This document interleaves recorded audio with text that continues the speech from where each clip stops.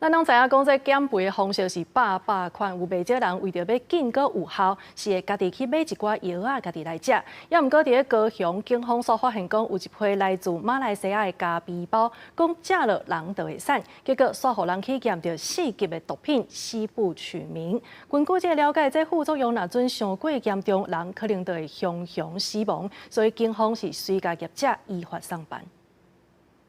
凊彩随便册社群，拢有当看到民众以自身经验做广告来卖这款标榜会当散落来的咖啡包。毋过警方发现，这个品牌的咖啡包内面验出第4级的毒品，死不取名，有可能是一名张姓嫌犯为马来西亚所买。海关在就是包裹入来的时候，他们就做初验，然后我发现有死不取名的成分，所以才通报我们去做后续的处置。不管是在任何的地方有这个成分，那就是被禁止的。政府早伫3当前9月，就甲死不取名列做4级的毒品，因为伊虽然当互人无想要食物件，副作用所有可能引起着死亡。嫌犯涉犯着毒品危害防治条例，防移送地检署侦办，而为着减肥，和高龄者嘛险变成是受害者。你看这就怪怪的啊！这2个看起来虽然很像同一个人不知道是哪里网络上抓的